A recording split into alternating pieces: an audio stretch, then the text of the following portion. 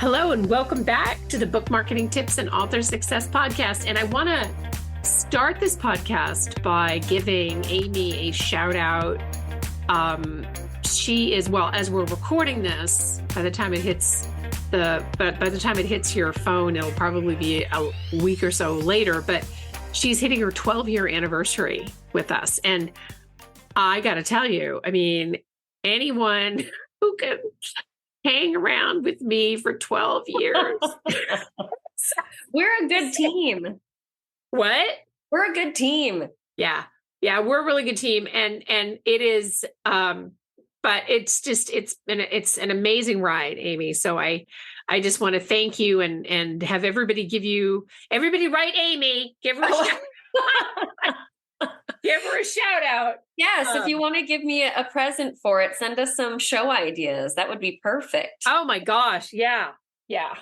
And but it's amazing. It's so fun to see how much things have changed, you know? Yeah. It's so fun to see. And, you know, we always get this is another little gift that you can give Amy and me. Sorry, I'm trying to steal your limelight. We love, show feedback. And yes. I got to tell you, I mean, we have gotten so much recent feedback. I had somebody contact me on Instagram and we've gotten an email from another author and somebody else sent us, where did we see that? I think it was on social media. And anyway, people really loving the show and it fires us up. We love it. We love doing these shows. We love getting you this information. And we love your feedback. And it's interesting because I had somebody email me and say, you do these podcasts and you and Amy it's great and it's informative. Oh, it was Goodreads. Sorry, that's where the other one came from, Goodreads. Although I'm sure they were talking about Amy. I forwarded that note to her and I'm like, oh, I bet they meant Amy because they were like, oh, you're so funny and you're so smart. I'm like, oh, they mean Amy. Amy's the cool kid.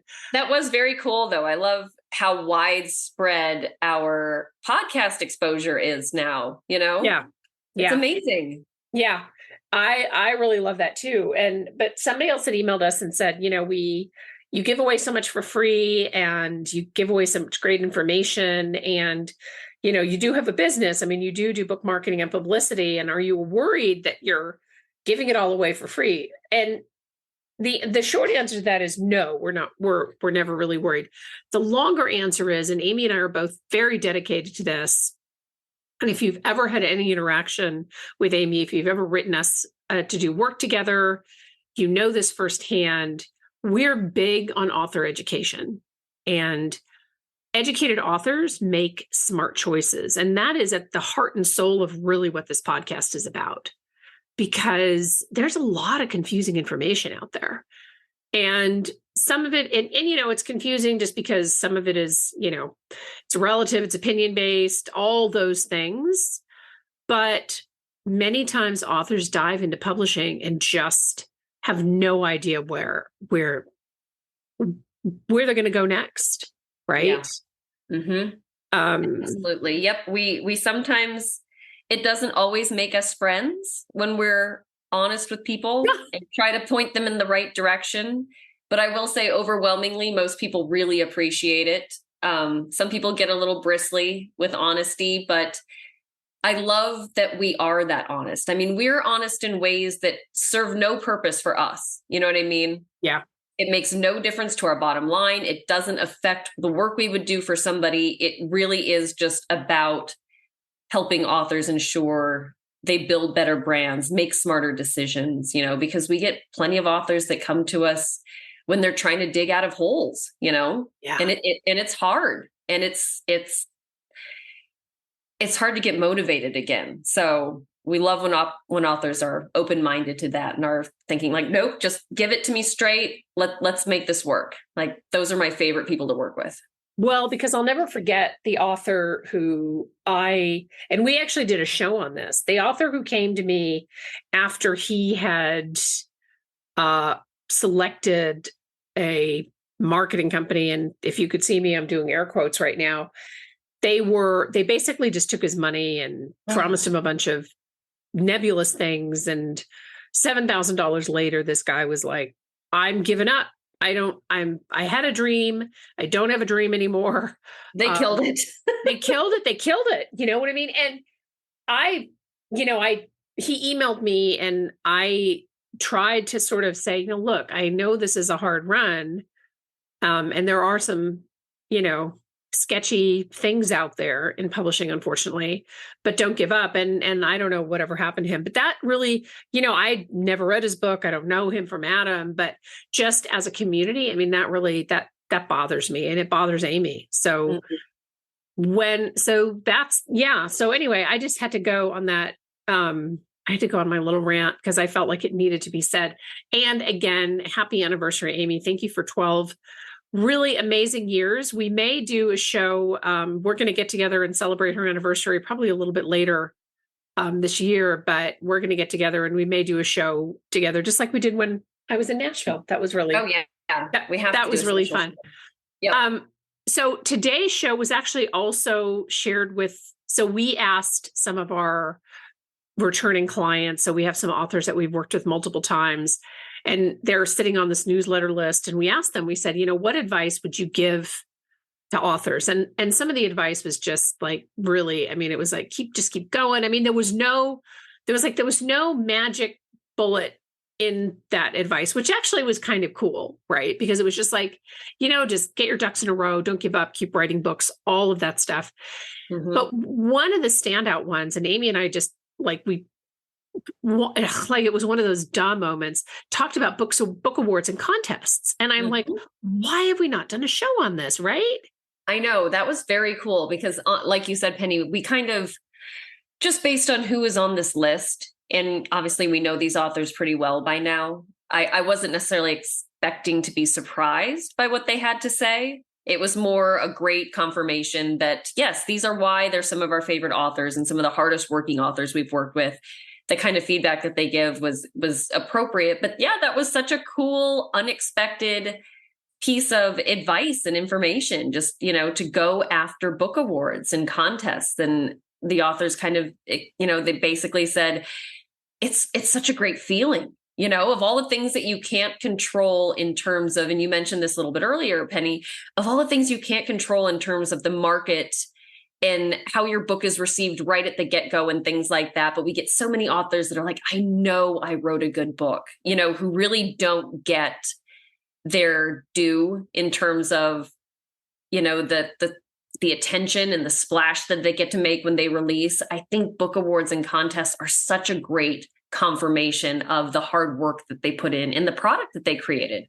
Yeah, it really is. And the other reason, I mean, I love legitimate book awards and contests, and we're going to talk a little bit about sort of distinguishing the difference. But I've actually worked as a judge on the Writer's Digest, as well as Ben Franklin's from IBPA. I got to give a shout out to the Ben Franklin's because I love those awards. And of all of the ones, there's a lot of really good ones out there, and we'll certainly talk about them. But there are some companies out there that just really do it right. And when you see like when you see like a Benjamin Franklin Award logo on a book, I mean, it's a really good book, and that it's a really good book. And that's the other piece of it, though, too, is that awards are recognition, and that's fabulous. But let's face it, they're also eye candy, right? When you can put that on your Amazon book page, or you can put that on your book cover. Awards are, even honorable mentions and things like that are really big deals. Oh, yeah. I mean, there's so many books published constantly, and I think authors are now more aware of those numbers and the competition than they were even 5 years ago, because it's talked about so much.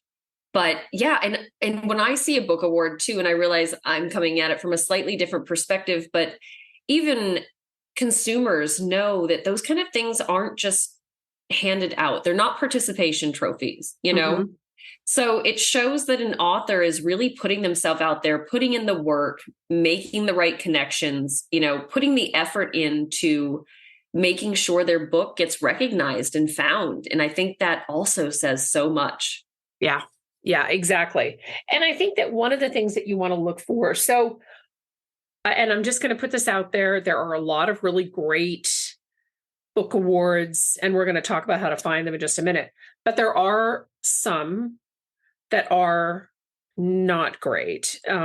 Sometimes, but because, there's an entry fee whenever and the entry fee is anywhere from, could be $45 to $100, maybe 150. I forget now how much it is to enter the Ben Franklin Awards, but it is a moneymaker, right, for the individual or the company running them. They should be, a book award should be designed to help elevate talent, to help elevate good books, and not just to make the company money. So things like making sure that their process of the judging process is equitable, like who does the judging, who are the judges, right, for this.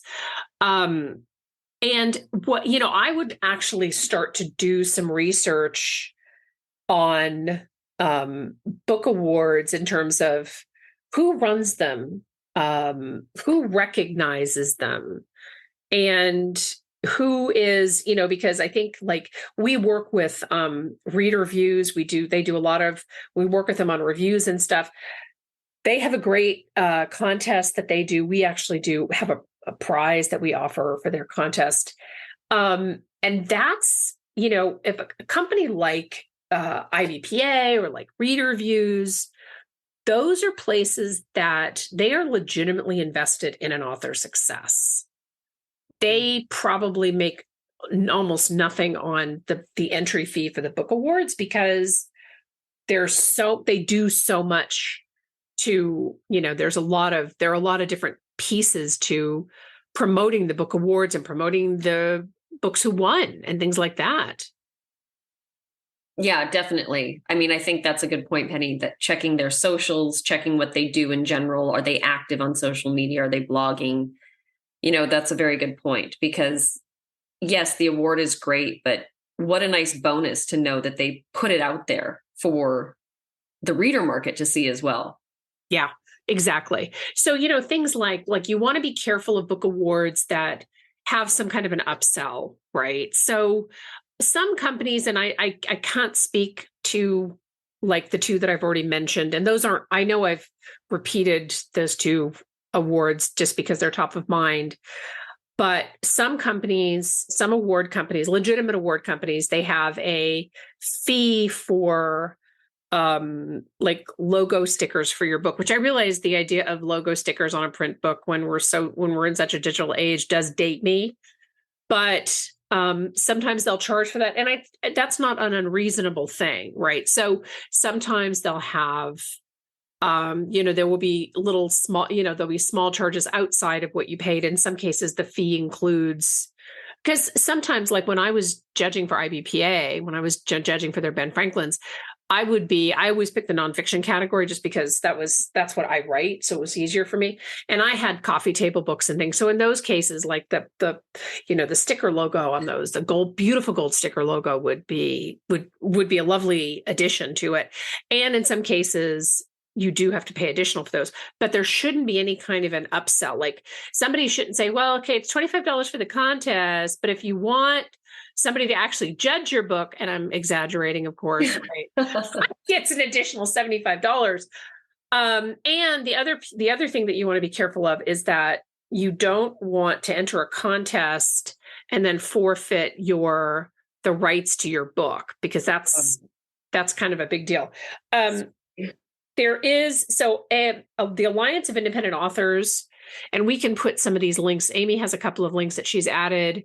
The Alliance of Independent Authors has an entire list of, like, they've listed them by recommended, caution. I mean, they really, which I love, because again, it's spend the money, but you want to make sure that you're actually entering a legitimate contest. So if you search Alliance of Independent Authors and book award and contest ratings, that link will pop right up for you, but we'll also put it in the show notes. Amy, do you want to talk a little bit about utilizing your mention or your win, even if it's fifth place, people? you know, Yes, exactly. 4,500 books published every day. That's a big deal. I know. I would say top 10 would be amazing because, it would be like scoffing at being, in a 4-digit ranking on Amazon. Like that's a big deal. Yeah, exactly. And I wanted to say too, Penny, for a lot of people, when it comes to researching these, you can also start by chatting with your local librarian too, because I think there are a lot of states that do book awards and contests and things like that as well. So if anybody feels like this is sounding overwhelming, consider starting locally as well, because your librarian could probably direct you to something, different contests that happen even within the state. So if you want to start a little bit smaller and kind of use that as your segue into your local media and your local marketing, we've done a lot of shows on that. Let those things play off of each other as well. But yeah, I think the contests, I mean, I would brag about them anywhere. This is what your newsletter, your social media, I think definitely use them when you're pitching, highlight that when you're networking with other authors, and talking about doing newsletter feature swaps or social media feature swaps or something like that, make sure to mention that you've won an award, because other authors will certainly know how competitive that is. Yeah.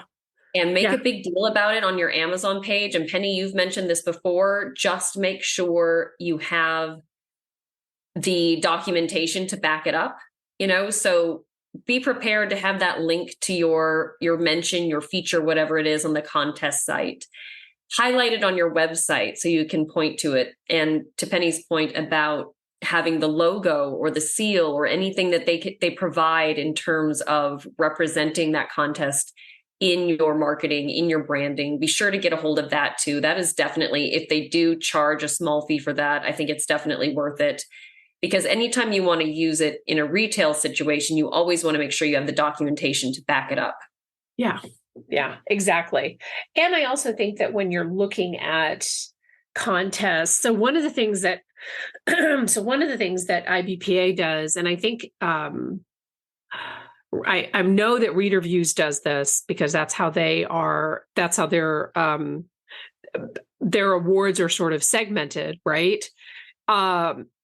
One of the things that IBPA does is they divide up the award entries by genre. And then in some cases, I even think is subgenre. So like I said, when I judge for them, I usually do nonfiction. So it's across the board nonfiction. You want to make sure that you're submitting your book to a contest that actually, has that there's a genre for you, or that you're submitting it in the right genre.